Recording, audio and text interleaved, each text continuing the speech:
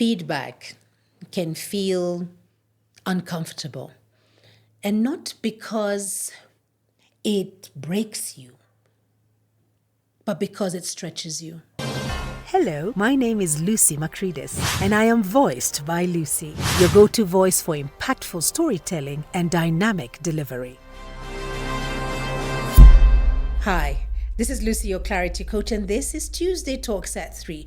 Welcome to the May Grace to Grow series, where we help you to grow from one day to the other with small, consistent moves. Now, this episode is episode 2. If you missed episode 1, then you want to go back onto this platform and watch it. It was all about curiosity, and I'm going to leave that right there. Today, in episode 2, it's all about learning from feedback.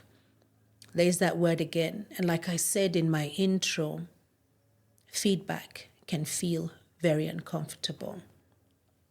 So the question that we are seeking to answer today is very simple. How do you receive correction without losing confidence? How do you receive it? And most of the time when we receive feedback, it all depends on where it has landed. What do I mean by that? Let me break it down for you.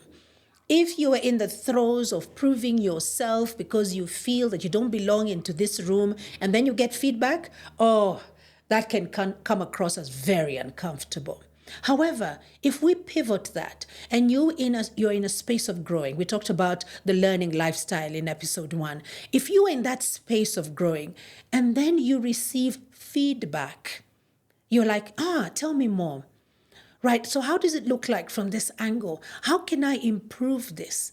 And what happens is that you've picked what you already know, and you've picked a different perspective, and under advisement, you have taken down that perspective, and you have the opportunity to apply it at your own pace. So different. So there's no pushback here. There's more about pulling and just saying, bring it in and let me hear what it means. So reframing your feedback as growth is very key. When you reframe your feedback as growth, then that feedback does not feel personal. And why do I say that? Because in the beginning, I talked about feedback can be very uncomfortable. And not because it breaks you, but because it stretches you. So take that point and be able to launch from there. Be stretched in a healthy way. We're going to be looking at it healthy or not healthy in episode 3. But for now, we are looking at touching on this identity before it builds on the skill. That is why it feels personal, because it is touching on who you believe that you are. Remember what I said, depending on where you're at. If you're trying to impress other people about what you're doing, that's the identity of the day. But if you're coming into a space and you're in a learning mindset, that's the identity that you chose. It depends on the season that you're in and how you show up. So why does it feel personal? It's because it's touching on those identities. But if it was to touch on the skill, that you're building the skill, then you have a better chance of taking that correction as positive criticism and a launch pad for you to grow. So what would I expect you to do at this point? And this is what I have done, is to expect feedback always. And what do I do in my business? If you have done coaching with me, if you've done training with me, if you've done a program with me, if we have interacted together, I always ask you to leave me a review or a testimonial. And that's feedback. Now, I'll tell you something. In the beginning, whenever I would ask for feedback, I would freeze. I would be so afraid that when it came back, I will not have been liked because I was grappling with being a people pleaser at that point. I have grown, and I invite you also to grow in this way. Ask for feedback. It's never that serious. The feedback will come as a perspective. Use it as growth. Because here we're talking about the Grace to Grow series. Separating identity from improvement. How do you stay confident when you're learning?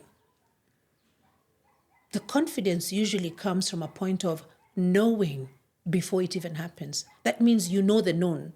But when the unknown begins to happen, and that happens in learning, you've placed yourself in a position to learn, but then you don't know how this progress is going to be. There's going to be a lot of gaps, gray areas, areas of unknown stuff. And you may just lose your confidence along the way.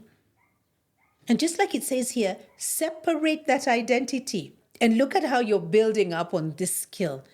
I tell you, true story. I went through this and I'm a different person today. And every day I'm learning something new. I told you about the voiceover actor. I'm not the cleverest person in the room. I'm not the one with the best voice in the room, although I think I have the best voice. But hey, when it comes to that person in the studio, and when they're looking at your voice and stretching it and asking you for different ranges, that's when you start to realize, or rather, I started to realize that there was a lot of room for growth.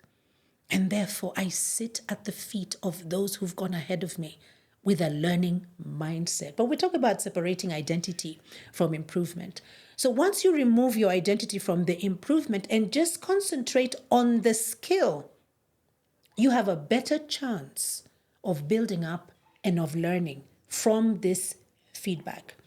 Just keep in mind that when you're seeking this feedback, you're growing. Feedback refines you. It does not define you. So being able to do this, you're going to be able to understand how growth happens through feedback. Let me leave you with this. Why don't you ask a trusted peer for feedback on whatever it is that you're doing right now? And take it in by separating your identity and concentrating on the skill. And I'd love for you to share with me right down here what your experience is. Let us help build one another. And until episode 3, be kind to yourself.